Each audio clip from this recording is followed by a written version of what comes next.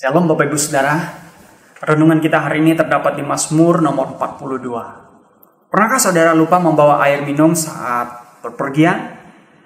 Atau saudara pernah mengikuti kegiatan doa puasa di gereja dan selama beberapa jam saudara tidak minum? Apakah saudara masih ingat rasa haus tersebut? Saat kita haus, kita membutuhkan air yang cukup banyak untuk melegakan dahaga kita, bukan? Tetapi apa jadinya kalau air yang kita butuhkan tidak kita dapatkan? Pemazmur di bagian awal tulisannya menggambarkan dirinya seperti rusa yang sangat kehausan.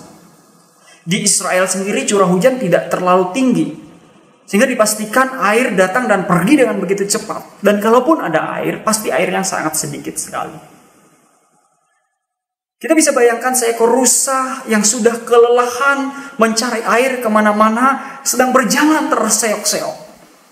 Dia berharap matanya segera menemukan air yang dia butuhkan. Tetapi apa yang dia temui? Yang dia temui adalah tanah yang kering, tanah yang tandus, dan tidak ada air sama sekali. Sungguh malang, bukan? Kondisi demikianlah yang digunakan pemazmur untuk melukiskan dirinya. Dan besar kemungkinan tulisan Mazmur ini adalah saat orang-orang Israel menjadi tawanan dan hidup dalam pembuangan di Babel. Kita bisa bayangkan setiap hari mereka diperlakukan secara tidak manusiawi. Penderitaan baik secara fisik dan secara batin menjadi santapan harian mereka. Kebanggaan pernah menjadi satu bangsa yang besar, umat kesayangan Allah hanyalah tinggal kenangan belaka. Dalam keadaan itu mungkin mereka sudah berdoa kepada Tuhan, memohon kemurahan Tuhan. Tetapi Allah tidak menjawab mereka. Allah seolah diam seribu bahasa. Kondisi ini dipersulit dengan orang. Sehingga dia berkata di ayat yang keempat, air mataku menjadi makananku siang dan malam. Karena sepanjang hari orang berkata kepadaku, di mana Allahmu? Saudara, apakah ini juga merupakan kondisi kita saat ini? Masalah datang silih berganti, belum satu masalah selesai, sudah ada masalah yang lain muncul. Anda berteriak minta tolong kepada Tuhan, tetapi Tuhan seolah tidak berkata dan diam saja. Lalu muncul orang lain, secara langsung dan secara tidak langsung berkata, di mana Allahmu? Kenapa dia tidak menolongmu padahal kamu sudah berdoa kepada dia? Apakah dia tidak mendengar dan apakah dia tidak peduli lagi kepadamu? Kata-kata demikian sangat melelahkan iman kita, bukan? Sampai kita sendiri mulai mengajukan pertanyaan yang sama kepada Allah kita. Saudara, kita perlu ingat bahwa dalam kondisi apapun kita boleh datang kepada Dia. Bahkan dalam kondisi kita sedang mempertanyakan dan meragukan Dia, kita bisa datang dan dengan terbuka mengungkapkan semuanya kepada Tuhan.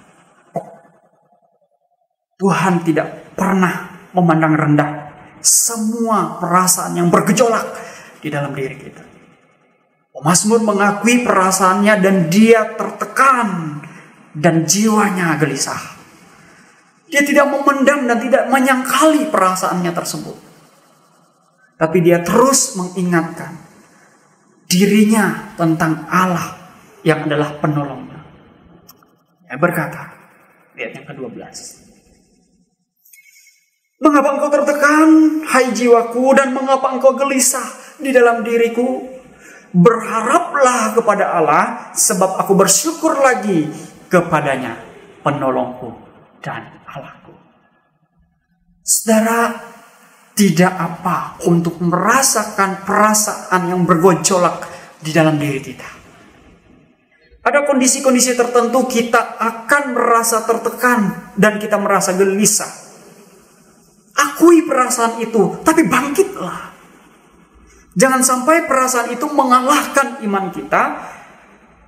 Saat perasaan kita kacau,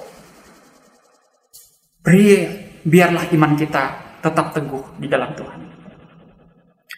Kita percaya bahwa Allah yang kita percayai adalah penolong untuk kita.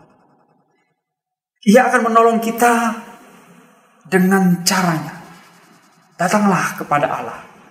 Akui perasaan kita. Dan dengarlah bagaimana Ia berbicara dan menguatkan iman kita.